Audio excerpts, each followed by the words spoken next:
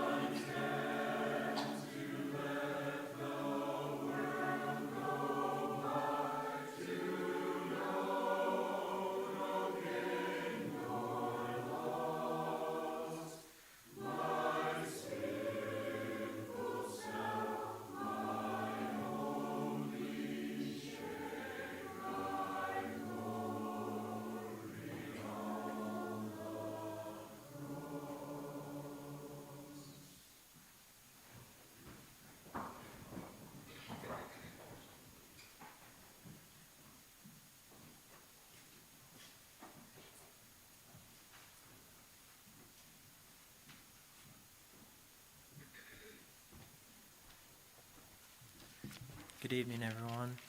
For something short tonight, I thought I'd talk a little bit about humility. I've been thinking about it a lot recently. So humility, the definition, low view of one's own importance. To be humble means to recognize we aren't self-sufficient and we need to depend on God for all that we need, because all that we have comes from Him. Humility is also not self-pity or self-degradation.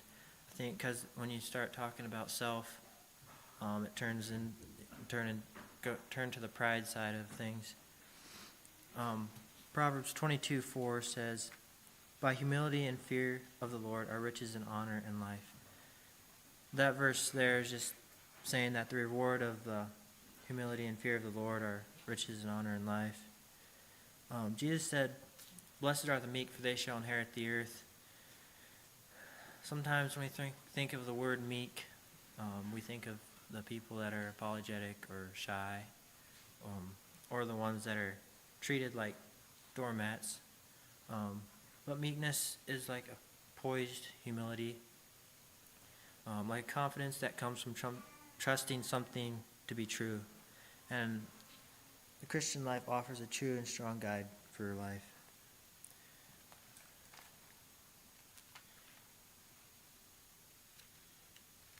James 4:10 says, "Humble yourselves in the sight of the Lord, and he shall lift you up." It just says that, this verse just says that God will lift you up if you're humble. If we can't humble ourselves, God surely can. Pride is a big danger. We hunger for recognition, and we want to be valued by others. The Bible is full of warnings against that, self-promotion. Philippians 2:3-11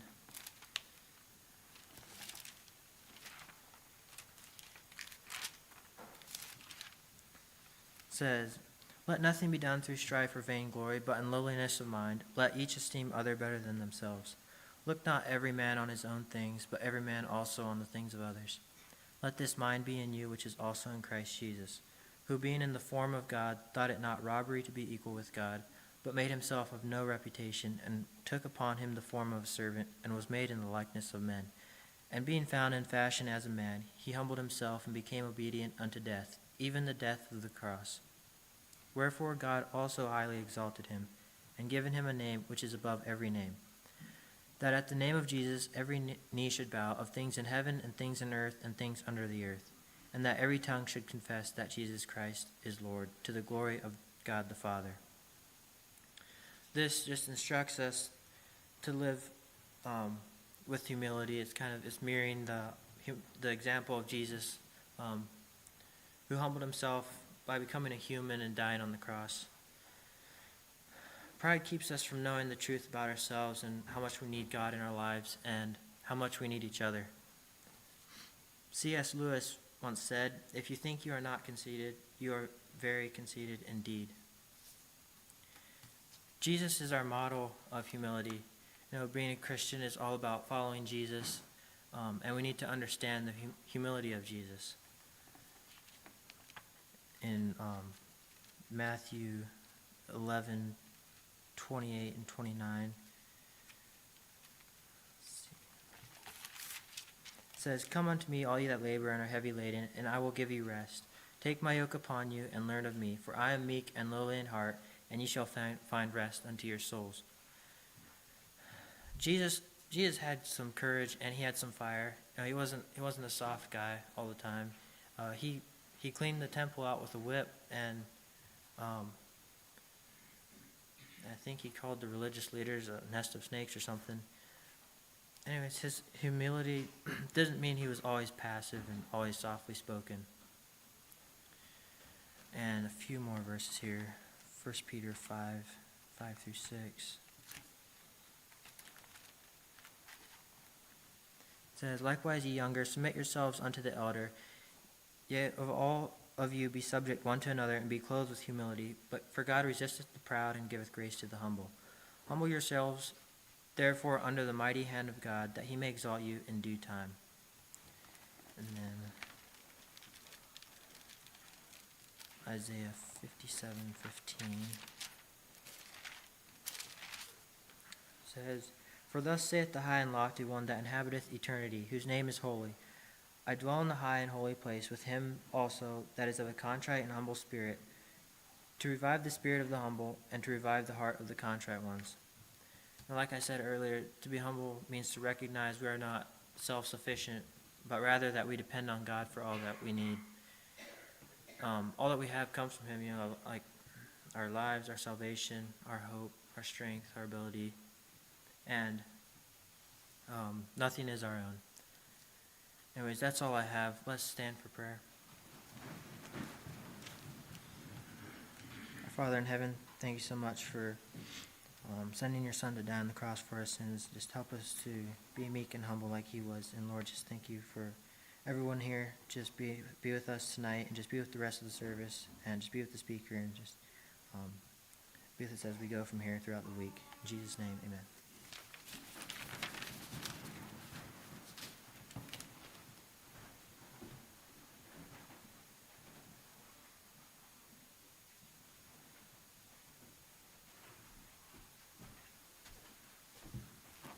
Thank you, Eric. And I had to think of that song that Jonathan read us this morning about how many kings and would be willing to come down and to give up everything that they had to humble themselves and to give his life for us.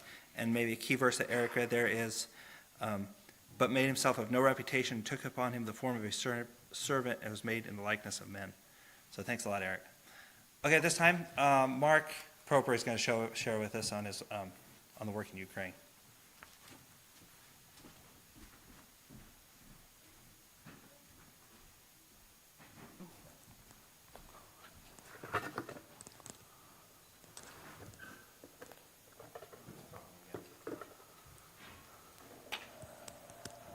Okay, well, I thank everybody for coming tonight. It's always good to come to a place where your friends and the people you know and love and like to come and see are there.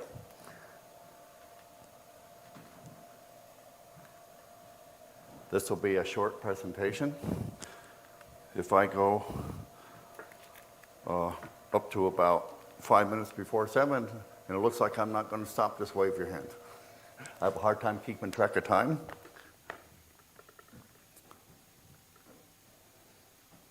Yeah.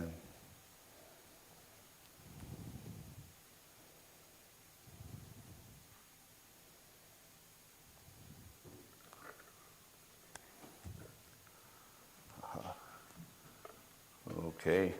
The theme today is, what is God doing in Ukraine? And a little disclaimer to start with is that when I was going to Ukraine, I went in very much weakness. And I had lost my dear wife. And cognitively, I wasn't doing quite so well. But the Lord called me to come to Ukraine and to help with the mission there. And I didn't really know everything that we would be doing. I just knew that we would be going into Ukraine. And so there's been many people who have been in Ukraine for 20 and 30 years. There's been missions there, and they have been working in the field, and they have seen some great things since the war began. And so I attribute a lot of the work that's already been done in Ukraine for many, many, many years. Grace Press has been there, Christian Aid Ministry has been there, MIN missions. They have 4 missions there. They have Bible schools, the full thing.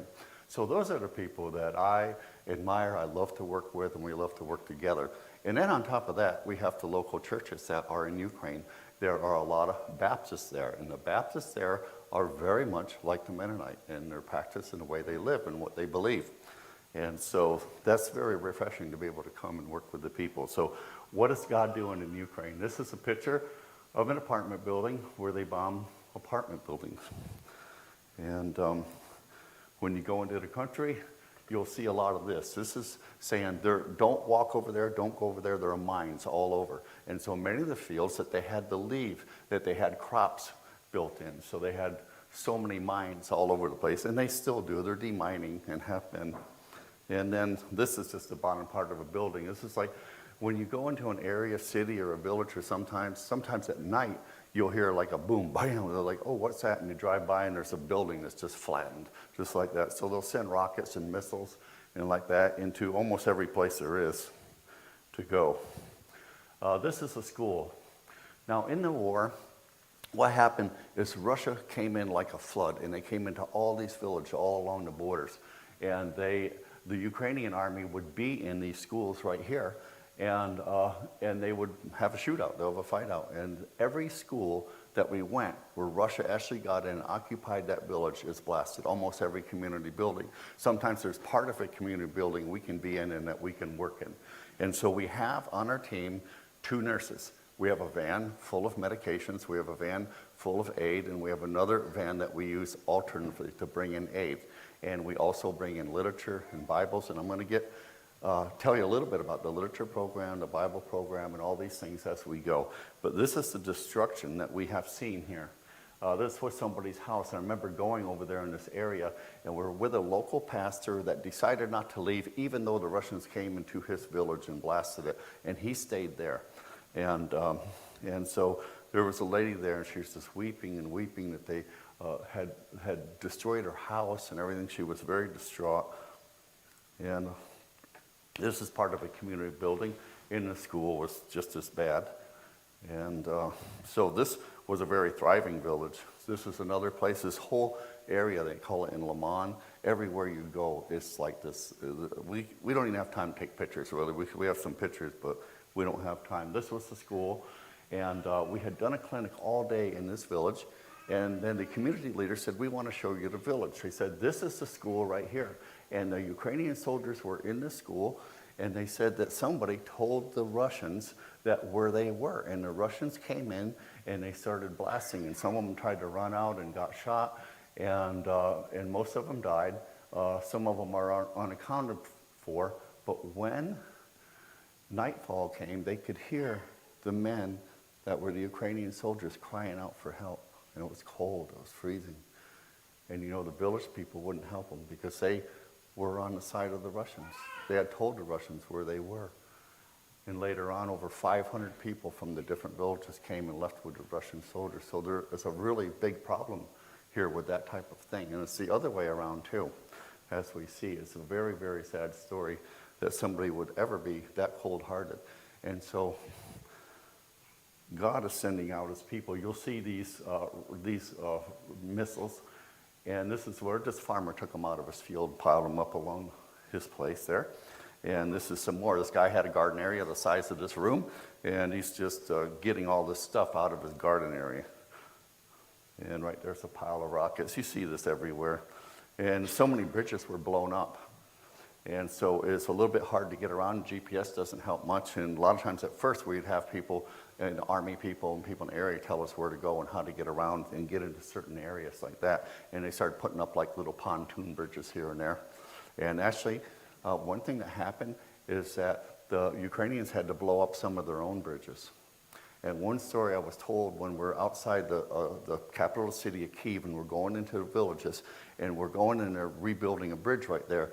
And they said, you know what happened here? I said, I don't know.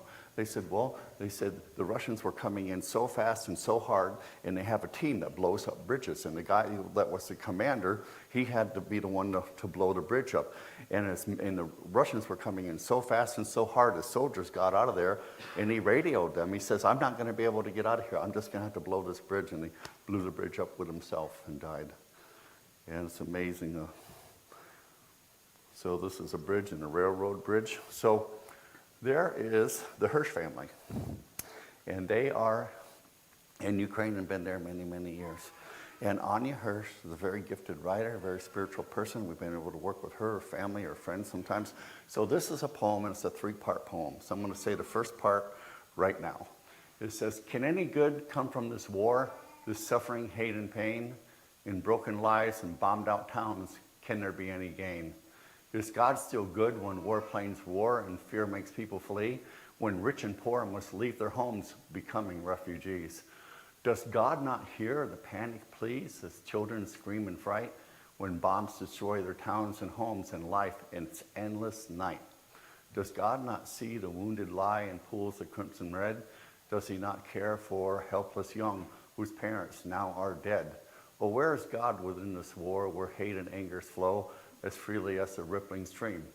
Does he not care? Does he not know? So this is my first trip into Ukraine. And me and Jesse Chor went up to this church to see what we could do. We met a couple there, and the lady said that when the war started and it got really bad, her and her husband and her family were packed. They're ready. They're going to go to Germany. They're going to get out of there. And so they went back to the church to give the pastor some money. And the pastor said, have you prayed about this? Are you sure you should go? And they said, well, we will pray about it. We will go home and pray. And when they did, the Lord told them to stay. And the wife was a nurse, and she opened up a little clinic in this church. And this church emptied out, like right now. People fled this place. So that was the empty church. And they were taking care of about 130 to 150 refugees every single day. And this is the beginning. And right away, that church filled back up with people that normally do not go to church. And they said they didn't even have enough communion cups for the first communion in the church. And so this has happened all over Ukraine. There isn't one place that we went that the church didn't empty out. There wasn't one place that we went that the church didn't fill back up. And every time, I remember we went to a clinic in one of the big cities in Kharkiv. And we went there, and they had a nice church, a big church. And there was hardly anybody there. I couldn't believe it. And there's 5 brothers that were there. This family, when the war began, they bombed that town. They bombed everything inside that city. And they got out of there, and 2 weeks later, 2 of the older boys came back to see what was happening. They said, hey, there's people in their basements, or people still here. We have a ministry to do. And they came back, and we did a clinic, and I was like, there's hardly anybody here. And then we came back. After we did that clinic, see, when we go in, we bring medicine. And everybody wants medicine. The factories were blown up. The pharmacies were shot out. And then the price doubles just because of all those things happening. So when we go to a clinic, we have medicine, we have 2 nurses, and we share the gospel. And we go with the local church. So it was just like a Wednesday later, they sent us a picture and said, hey, 120 people came to our church after that you came. And we've heard that over and over and over. And so it's just amazing. This is one of our nurses, Alla. Alla is Ukrainian, but her family moved to Germany when she was 5 years old. And she goes back and forth to see her friends and relatives. She's with the Baptist church there. And her brother is an evangelist in Ukraine with her family. And I got some pictures. He takes his children out and they sing poems, recite poems and sing. So a lot of times there's a lot of youth. And youth go out and they do the ministering. Then the older men do the preaching. So they'll preach and they'll sing. And we go with them. And so this is just one of our clinics here. And there's Nadia. She is Ukrainian. She's familiar with Anabaptist missions over there, her whole family. And the Lord has really called her to come in and do the work. And it's been very nice. You see, we set up a canopy. Most of the time we don't have a building. Sometimes we do. And here's the medical team. We're way out. And what we do, we try to go out to places where people haven't gone out. Like you see tractor trailers with food and this and that, but we get way out and around there. And so we're able to go into places that aren't too close to the front line, and yet there's a lot of people that haven't been helped yet. And so it's just very, very rewarding. And sometimes we'll go to a place, even a church, and they'll ask the medical team, will you guys do the church service Sunday? And we will. And they'll say, this is the order service, and you do the church service. So when I got there, what my job was a driver. So anyways, so then here's us doing a service outside. In the back there, we have house parents in Kyiv. We don't get to see them very often, but they love to come out and do services with us and help us. And sometimes we give out so many meds in just 3 or 4 days. They will drive all the way from Kyiv 7 or 8 or 9 hours and bring us more medicine so we can hand it out to the people. They're just a dear, dear couple, Jacob and Karen Showalter, from Kentucky. So some of you might even know them. And here's just an outside gathering here. You gather with the people. And here's some more pictures here. And this place is way out there. Most of these places are that you would see these pictures of the people. So what is God doing in Ukraine? This is Allah, our nurse's brother, and his children, and then the pastor's children also. And they come out, and some of the children can recite some very long poems. It's just very sweet. And it's just, I love it when the church families come out and they bring their children. I tell the people, I go, aren't these people, these little children, aren't they so precious in your heart? Aren't they so precious in your soul? They go, oh, yes, they are. And I say, Jesus loves you just as much. You are just as precious to Jesus. Look at how he sent you aid. He sent you people. So the idea is to get to people. They know hardly anything about God when you get out there. I said, do you know the story of Jonah? No. I told Josh, I go tell her a little about the story of Jonah and see. She tells them, no, we don't know that story. So that's where we start out. And so then they came out, everybody knows Seed of Truth magazine. So then they came out with another magazine called Path of Life. I have it right here. And we're on our 6th edition, who is God? Who is God? It's simple. We have to start with the people with simple. There's also a children's lesson in this. So that's a beautiful addition right there, the newest one. And they keep coming out with more. It's been wonderful to give them out. And so I remember we were with, his name is Victor. So we were way out there and it was hot. So there's no buildings, so we got underneath this group of trees. It was very nice. And we got out there and we got the people gathered. They know we're coming. There's always a community leader. And so then, and Victor says, okay, let's pray. And that whole group immediately kneeled down to pray. They don't go to church. They don't have a church there. They knew they have a reference for God. They know that God sent somebody to help them. So that's what God is doing in Ukraine, very much so. This is inside a church. We had a church building. And in the Baptist culture, in the churches, the women recite poems, very long, very beautiful poems. And so Allah will always recite a poem when we go and we teach. She's just wonderful. She does everything. And so here they are again. Here we are outside again. And this is one of our favorite families. The little girl, her name is Evelina. She's 7. And she has a brother that's 12 that passes out literature like no other. And that's Lana, her mother right there. And you see the scrap metal there, see all those holes there? That's all the buildings. When we go in someplace like that, that building is shot up. We can't even go inside the building. It's all falling out. So we have to be outside. And when little Evelina sings a song, and she sings about little children being killed in the war, and people weep. I have so many pictures of people weeping. And when we go and we preach, I remember one time we were in Romania, and two people on the team were trying to get their visas, and we were there for almost a month, just short of a month. And we could not wait to get back out. And we got back out, and we went way out in this far village. And as soon as we started sharing and preaching, the people were weeping. This person will weep, this person will weep, this person will weep. And God is opening up the hearts of the people. Here's little Evelina with some stuffed animals. Here's a lady weeping when we're preaching. This is little Evelina.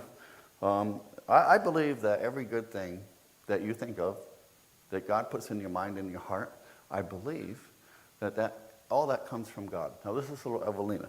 Her brother, her name is David, and he's 12, and he said, when they live in Kilari, if you can say that, and it's a big city, and it's being bombed, constantly being bombed.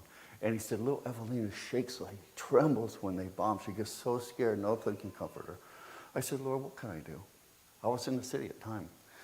And I remember giving our granddaughter a big old teddy bear like this. And so I found one on Amazon. And then the nurse, they're shopping, and she gets in the van and go, look at this teddy bear. I go, I can get it for little Evelina. She goes, they have them in the Epicenter. It's a big all-purpose store. It's got everything in it. It's like, and so I said, really? So I went over, I got one, and I brought it to her, and she was so happy and so comforted. Well, we did clinics with the family for a week or two. We went back to Romania, and Evelina's mother, Lana, sent me a picture. It was a picture of Evelina sitting on the outdoor furniture in the Epicenter where I got this thing with that same teddy bear sitting next to her. It was about 6 months prior to that. And I could tell you story after story. So I think anything good that we think of definitely comes from God. And just to do it, just to listen to that small, still voice that God gives us. That's the still voice to listen to. It says, and I hear a quiet voice, my child, I am right here. Throughout the thickness of the night, my love is pressing near. I hear the sobs, the frantic pleas. I catch each tear that falls. This pain that's breaking every heart hurts my heart worst of all. My armies could defeat your foe with just an outstretched hand. 'Twould not be hard at all to stop invasion of your land. Instead, I choose to enter in to feel the pain with you. You're not alone within this war, for my heart's bleeding too. And child, remember, I redeem the sufferings not in vain. My grace will reach your deepest need. I will never waste your pain. And all of us here have suffered. And that applies to each and every one of us here. We've suffered something sometimes, and we've suffered hard things, the loss of loved ones, the loss of friends. I begged God to take my grief away. It was so terrible, almost killed me. When I got home, when my wife went home to be with the Lord, I told the Lord, it's like late at night, I said, Lord, I could fall down on that floor and die right now. And you know what the Lord said? You don't have a right. I have a purpose for you. You don't have a right. I could have. I love to talk about the literature program. And it's just quite amazing that when I got there, I just went out and drove and helped out with whatever I could. And it wasn't very long before one day somebody says, hey, Mark, there's a whole lot of Ukrainian or literature that's in the Ukrainian language we ordered. Why don't you go in that warehouse and take a look to see what you want? And I went in there, and they had pallet after pallet after pallet. I couldn't hardly believe it. And so somebody had a vision to get this out into Ukraine. They said, Mark, they said, you can have all that you want. And I'm a literature hound. You don't tell Mark you can have all he wants. It's just like a little boy in a candy store, and you got a wheelbarrow. Say, you can have all that you want here today. He's going to fill it up. It's going to be overflowing. You won't be able to hardly wheel that out, right? So I said, whoa, can I have enough for the churches too? And they said, yes. And I said, wow, that is great. And so I was looking through this literature. Some of it's written, words of hope, written just for Ukraine. It's got like Psalms, the book of John, Ecclesiastics, and Proverbs in there. Just perfect. If somebody that's never even read a Bible, never even opened up a Bible, what a perfect introduction to the Bible. They have one publication. It's called What Every Person Needs to Know. You can probably guess what that would be about. Yes, there is a God. Yes, the Bible's true. Yes, he created everything. And it goes all the way to the cross. It goes all the way to the cross. It's a beautiful publication. You have one of the tracts right out here. No, When Terror Strikes Home. I've given out, I don't know, tens of thousands, if not more, of those, and I leave them with the churches and with the people. Prepare to Meet Thy God. That's another tract that we give out. And talked about Path of Life. We have large print Russian and Ukrainian New Testaments that we give out. We give out coloring books, color crayons, workbooks. And then one time I came back and we had a meeting, and they said, Mark, we got a problem. I said, what's that? They said, oh, well, somebody ordered 22 pallets of 101 children's stories. Could you get them into Ukraine? And I'm like, yeah, I like problems like that. I love problems like that. And that was a couple years ago. You know, all of those are gone. When you start giving them out, you realize that every grandma loves those books. They will take them off that table fast. They love the coloring books. They love the color crayons. They say, oh, it calms my nerves to like this. And it's just amazing. And we had to order more. It's incredible. And so it's just an incredible thing. There will be Bible schools and Bible camps. We get wind of it, we bring them literature. It's unbelievable to me. This is amazing. Oh, I remember this. This is just when we first started. This is the youngest brother of the 5 brothers in Kharkiv that we go out with.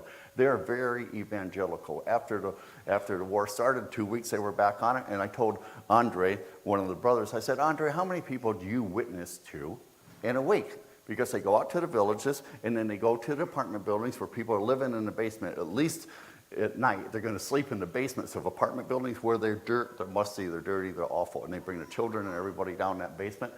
And he said, about 3,000 people a week. 3,000 people a week. It's unbelievable. I remember that's the church we went to. There was hardly anybody there. So one time we said, we have all this extra aid, and let's bring it back to the brothers in Kharkiv, to the church. We know they're going to get it out quick. So we go there. It's night. It's dark, and we're unloaded it. And at this time, I didn't know they always have a Friday night service. There's almost always people that don't know Jesus there. They're getting to know him maybe. So we unload everything, and we come up, and I see the door open, and all these people kept coming out. And they kept coming out, and they kept coming out, and they kept coming out. And I looked at Mark. I said, how many people came to church tonight? They said, and they had the literature that we gave. They had it in their hands. They were walking out. And they said, 400, 400. Before I thought, oh, there's nobody in this church. And the next time it was 600. And so it's incredible. So what happened here is it's just all new. And I just brought boxes of literature. We throw it on the ground, and then the people come. And so they're preaching and singing. And then all the people come down off these steps because they said, come and get some literature. And so they come down off the steps, and we're just handing out fast as we can. And Mark keeps looking at me like this. So then later on, he goes, hey, do you want to go to the apartment building where the people live in the basement? I said, yeah, let's go. And so we got in the van. They said, well, we come out to these villages before, and the people wouldn't ever take literature. They wouldn't take it. They didn't want it. And I heard that from every single church I work with. They weren't even prepared to give out literature. They have literature for themselves, right? They have great magazines like Cedar Truth for themselves, different magazines. So it's amazing. This is one time that we were on the border of Moldova, and there were 3 villages, and this place was so remote that when you're driving, the gravel road turned into dirt tire tracks, and it had rained before, and we didn't know if our vans were even going to get us through there. We had to just pray, and I'm like, oh. And we had somebody coming from Kyiv also with their vans and everything. And so there was one little church there, had about 30, they said 36 people that come to that church. And so the church reached out to the other villages and told people, we're coming with medicine. And so everybody came. I mean, you have to go so far to even get medicine if you had it. And so then they were preaching, all the youth were singing and preaching and singing. They were there a long time. And then they let me share a little bit about the literature. And then they said, well, go down and get the literature. And the table was, so you can't even see the table of literature. I had 5 youth were passing it all out while I was getting boxes out of the van to bring it to them. And this one girl goes, oh, can we have some of that for our Sunday school? And I'm like, yes, we bring enough for the Sunday school. I was so pleased. So then when I got back, I realized that at least those families, they need books for their children. So I sent, I think 5 to 8 boxes of books. It'll cost me under $10 in their shipping, and it got there quick. And then about 6 months later, they said, oh, we had a harvest service, and 120 people came to our church that day. And I could just tell you over and over and over. We went in places where they're bombing like this, and you know, the people are coming to church. God is opening up their hearts to the gospel of Jesus Christ. That is the goal. Now, sometimes we get some wonderful help. I love it when the kids come and help and pass out the literature. It's so much fun, and they love some. Now, guess what? These children right here, I'll have to tell you something. They would rather go with us to the villages and help than stay home and do homeschool. Can you believe that? That is how much fun it is. So they say, okay, because the schools are shut out or shut down, and then they do online school. That's when they finally got electric back in, by the way. For the first year, there wasn't electric in almost every place we went. That's Matt. He's in charge now. Kids.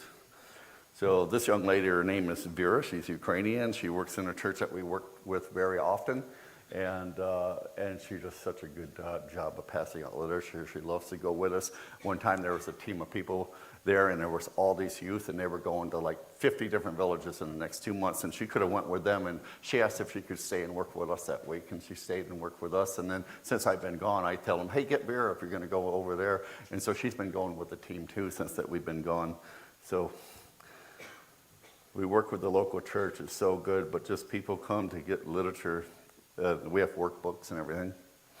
And this was a nice little village we're working with, and Vera will be coloring with the children. I love to bring these little mitts, and they got Velcro like this, and they got a ball that will stick to that Velcro. And once I get not busy, I'll just take that, and if there's somebody that's got children with us, I'll start playing catch with them, and then the other kids will watch, and I'll give them some gloves, and we'll all be playing ball back and forth. I got a couple other little spongy balls like this too, and I get my phone out, and we'll play a game. You know, I'll set the timer, and whoever touches the ball, you know, last when the timer goes off, you're out, and we keep playing.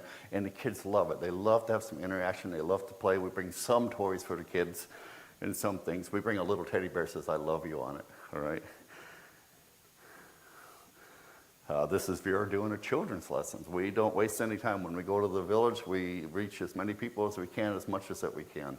And so now more and more children's programs are starting up.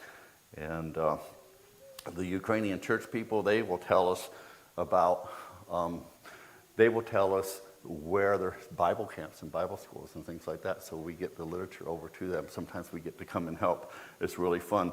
About 2 years ago, when I was fairly new, we were doing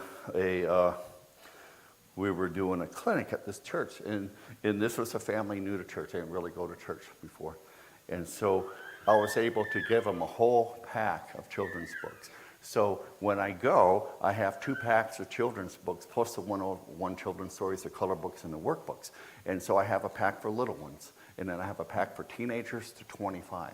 And then if it's whole family, I'll give them both packs, and they'll get that. So these children were going through them. I said, go through the book box. And they're all looking good. So they got all these books. Guess what? That family now goes out with the church, and they evangelize, and they help, and they work. I saw them a year later. They knew me like right away. And so it was really fun. And that pastor is just amazing in that church there. So this was a Bible camp that we had. They were doing a felt board lesson. And when I was in a church in Romania, Mashesh Timothy Miller's church now, they had a big old felt board. I didn't know they had such a thing like that. And so I was able to get a couple of them. A couple nice people brought them over for me. And so I gave them to this church. And I was doing lessons at the Bible camp that they had. We had 100 children there, and I was doing lessons there. And they said, "Where'd you get that felt board?" And you know what that means.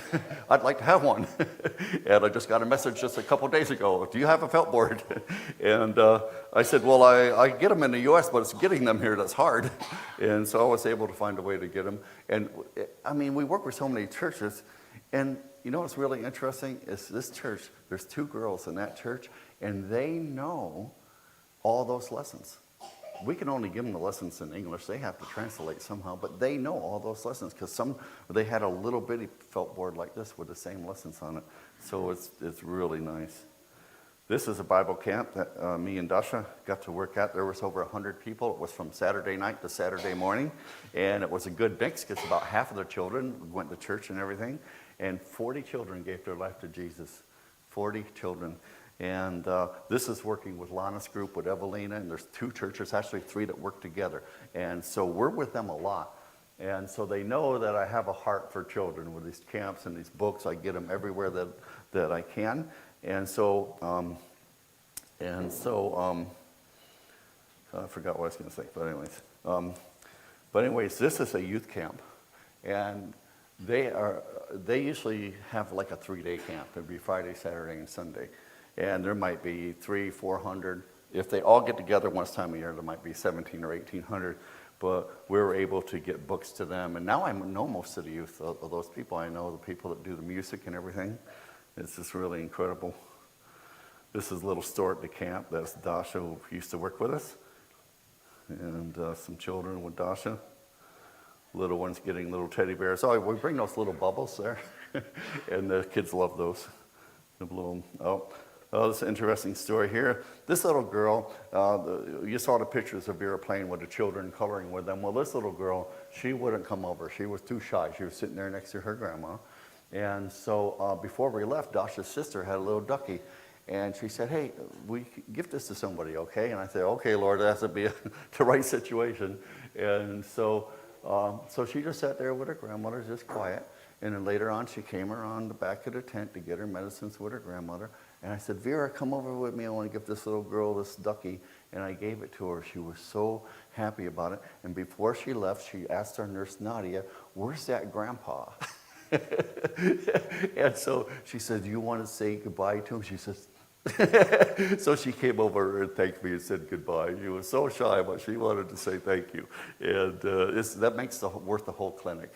I can tell you, every clinic is awesome. And every clinic, you see God work in ways you don't expect. He does more than you ask and more than you think, constantly over and over. It's children just getting all these books. They're so happy, and they've gone through so many hardships. You know. Sometimes we have to hide our vans because they send drones over. And so this is Dasha. We're covering up the crosses on our vans so they won't be identified so easily. And so we went into this one place, and they made they made a little canopy for us to hide our van. Well, we got there, and the van was too tall. It wouldn't fit underneath there.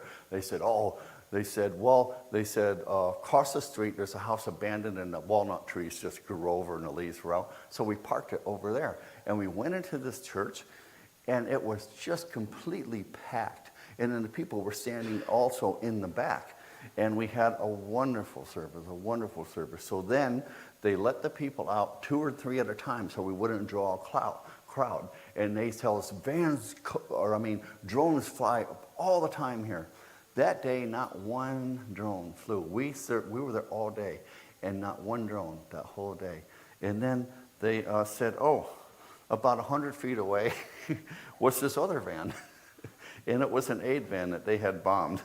I just said, was there anybody in it? They said, no. I said, that's the good part. This pastor here. So I'd like to talk a little bit about the pastors that are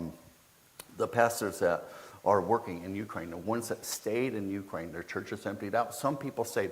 Almost all the pastors went. I've met a few pastors that stayed, but mostly these are laymen. This would be like, Mark, I just go to my church, and everybody left. But I decided to stay, right? And it's like that. So you see a couple. And so his name is Vitaly. And this old woman that he is walking with was in a Russian-occupied village. And she got word to him somehow that she wanted to get out of there. And he's like, how can I do this? He was so scared. He said, well, I'm going to have to go. I'm going to have to do it. And he said he would drive for a while, and then he would pray. He would try and pray. And he got down in there, and he got this woman in his car, and he got out. They were shooting over his head and everything. And he said, with much prayer, that he got her out. And it's just amazing. His church also is filled up now with all these people. And one time we were doing a clinic, and one thing we don't have cash to give to people, so we can help them with our mission by we can use our credit card to buy them fuel, so it doesn't cost them money to come out with us that way. And we buy food for ourselves and food for us when we're there. And so it was after a week's of clinics or a few days of clinics. So I said, let's go to the gas station and let's fill it up. They said we could fill up your van. And we went and filled it up, and we brought it back. We've been working with this man 2 years. He said, that's the first time that the van ever got filled all the way up. So they work on faith. They just day to day is their lives, and that's what they do. And they put their lives in danger. Now, I'll tell you a little something about this pastor.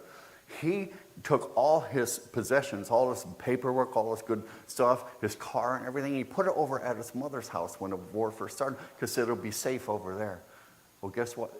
It all got bombed. It got completely destroyed and burned. Then his house got destroyed and burned. And his reaction was, I'm going to go out and help the people. And that's what he's done ever since, help the people. It's incredible. This picture didn't come out too good. This is another one of the pastors that decided to stay. We stayed in his house many times over, and he was at a block post, and that's where the Russian soldiers are, and they check you before you go through, and they said, get out of your car, run. And they did, and they bombed his car. And there was a drone overhead, and they dropped probably a hand grenade or something like that on that. There was not much left of his car. Now, insult to injury, then they bombed his house. So this is his house where we used to stay, right here. Not much left of it. He wasn't there. I can't tell you how many times they bomb people's houses when they're not there. This is Misha. We stayed with him many times. And they bombed his house at the beginning of the war, but they only damaged the front of it and his outbuildings. And he still stayed there. And they eventually did recently bomb his house. He works in the Le Mans area. It's a huge area out there. And when we went there, we went to village and place to place. They were all shot out. And I said, well, aren't there any pastors over here? Aren't there any churches over here? We would go for 2 hours one way, 2.5 hours one way. He goes, no, there's not any. He was the only one over there that was there. And so we come in, and then his church filled up. Then on top of that, the Baptists started sending somebody out every single week. They went here, and now that whole area has been evangelized. And the Russians are getting close to take it over again. And so what you see happening is you see where the Russians came in, Ukrainian army drove them out, evangelists, God sent people in, aid, help, and everything. And I think it's just on time. So people say, what do you think about the war? What do you think about this? My concentration is the hope of Ukraine is Jesus Christ. That's the hope. We tell people about Jesus. This is for evangelism, and God opened up the hearts. He's supplied so many things for us in this war. So it's been incredible. This lady walked about a quarter mile to get a loaf of bread. We were down in an area, it was a war area actually. It was totally freezing cold down there. And they didn't have electric, they didn't have gas, any of that. They're living there in those apartments. And she walked so far, and I had a walker in the van and gave her that walker. And the day before, we've been going to different places right in that same city and giving out aid. And somebody said, can you bring bread if you come here again? Two of the boys were in the city coming with more aid. And so I said, can you get some bread? They said, yes. I picked up 120 loaves of bread, and we started handing it out. And the lady said, we haven't had bread in 2 weeks. And they're just grabbing it off like this and just eating it, just like this. It was like just eating that bread. We thought, that doesn't look very good. By the second day, we got hungry too. We're doing a lot of work, didn't bring that much food. We started eating the bread. That's pretty good. You should try it. It's delicious. This man right here, nobody gets left out. If we know somebody, like these pastors, they know everybody. They know the community leaders. If there's any situation, they bring the pastors out. This is, again, it's Misha, the only one that ever stayed in the Lamont area. And this man didn't have any legs, probably was a diabetic or whatever, didn't know the Lord. And the whole team came over in the church, and we sang and we preached and we sang and preached. And it's just a beautiful thing. It's like nobody gets left out. If we know somebody that we can witness to, and he just about wept. This was another situation where there was only 2 families that had children way out in the middle of nowhere in the village. And I was at the mission. Before we left, I saw this little stuffed animal right there in a box. And I thought, well, I'll grab that. And I grabbed it. And so we're doing this, and we're playing ball, having fun with these children. This was the only girl in the village. No more girls. She was the only one. And you could tell she was hurt. She was having fun playing ball and stuff like that. At the end of the clinic, the nurses will chat with the people and talk with them. And this little girl came over, and she asked Nadia, do you have a little soft toy? And Nadia comes over, do we have a little soft toy? I go, we have one little soft toy, and I gave it to her, and that girl was so happy. I mean, just so happy. Worth the whole time. All the planning, all the driving, everything, worth the whole, just one thing like that, it's worth it all. I mean, that's that little, you just look down, I mean, in your mind, you might say, what's one toy, right? It's hard to give out one toy when you got 10 children, right? So, but these are 2 pastors that are just fantastic that we work with all the time. It's very interesting that a lot of the pastors that stayed have almost the same testimony as me. I did not grow up in a Christian home. I grew up in a worldly sense and worldly situation, and God delivered me from that worldly system.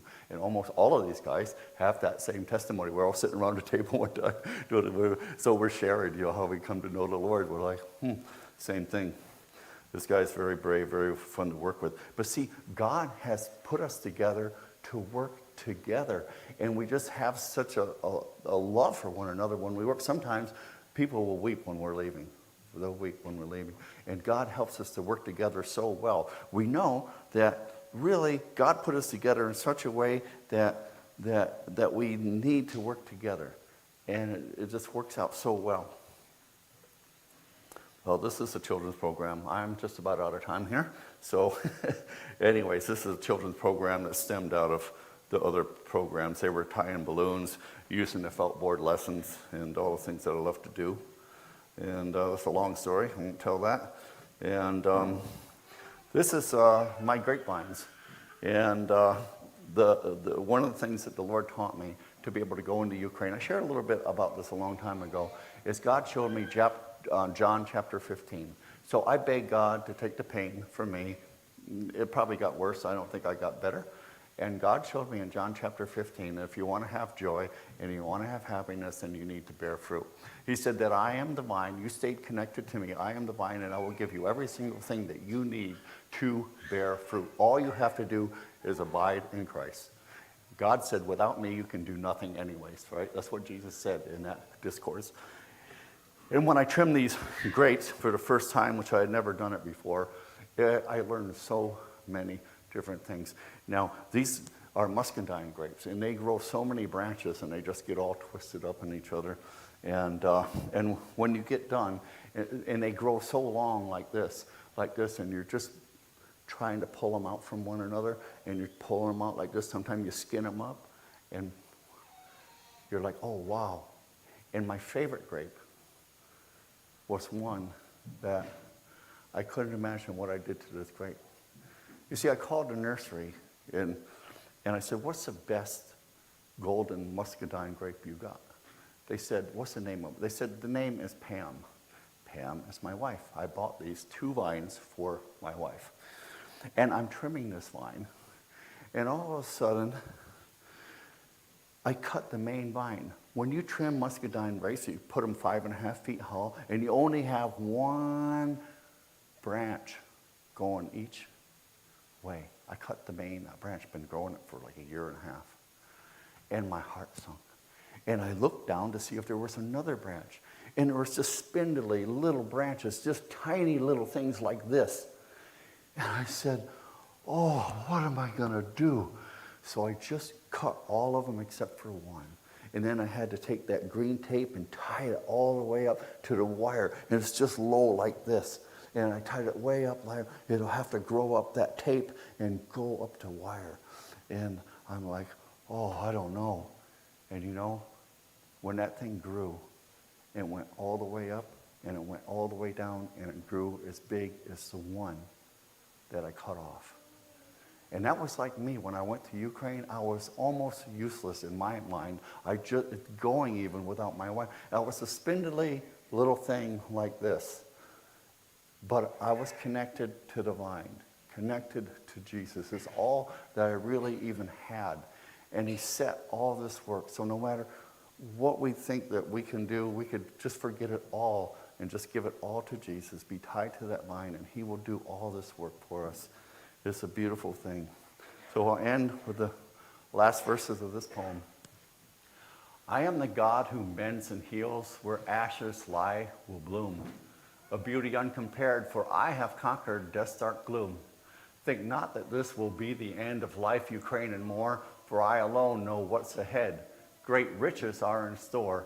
This awful war will bring forth good as turning fallow ground, and souls that once rejected me might have grace and mercy found. Though you, my child, have lost so much, it's nothing in compare with what you gained, for you have found the treasures rich and rare of hope and peace within the storm and joy within your soul. The trials of fire refine your faith, and grace will keep you whole. And that is so true that we see in Ukraine, because what is going on in Ukraine is that God has opened up a door for the gospel of Jesus Christ in Ukraine. And so the hope is in Ukraine is for Jesus Christ. So with that, I appreciate so many people that pray for Ukraine. Pray for the people, pray for the safety. And those prayers comfort us when we go out and play. Some places don't seem to be that dangerous, but you never know, and some places are. And I just am comforted. I'm never afraid. We just pray. We ask the Lord where to go, and we go. And we talk to the leaders there. How is it over there? Yes, we'll go, and we go with other people. And sometimes we know when it's time to leave, and we say it's time to go now. Let's leave. And I appreciate your prayers. And without them, I wouldn't be so comforted to go. And so to pray for Ukraine. And God has provided so many wonderful things in Ukraine for us to be able to do this work. And it's very humbling to even think about it. So God bless everybody. Thank you so much. I'll turn it over to...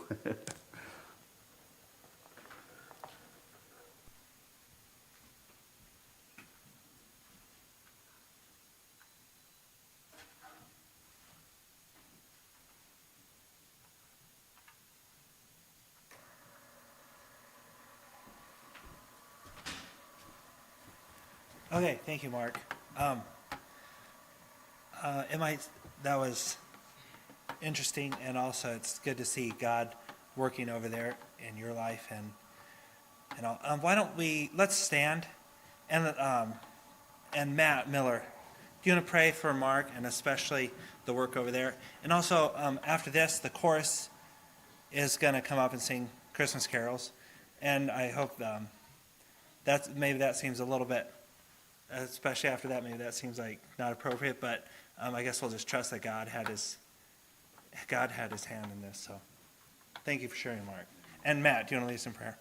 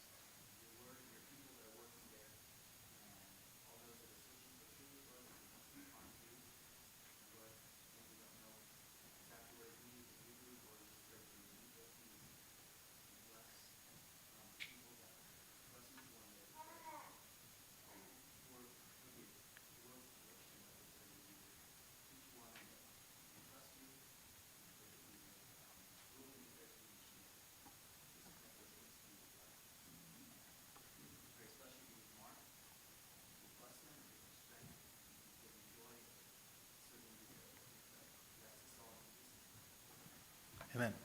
Okay, let's sing Alive, Alive, and let's have the chorus come up. Alive, alive, alive forevermore. My Jesus is alive, alive forevermore. Alive, alive, alive forevermore. My Jesus is alive. Sing hallelujah, sing hallelujah. My Jesus is alive forevermore. Sing hallelujah, sing hallelujah. My Jesus is alive.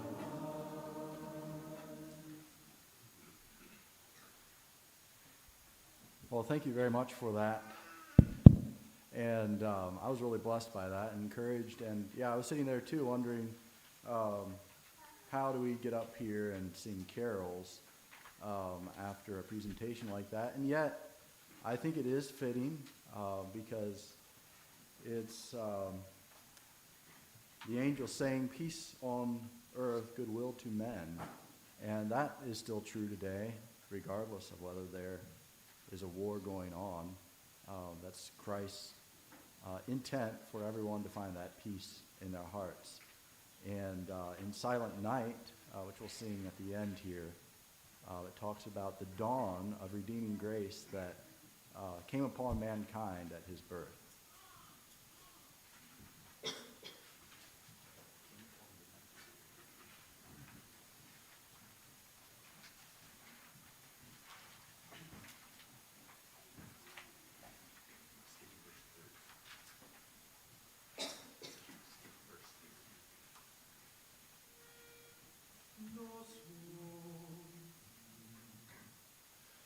He came upon a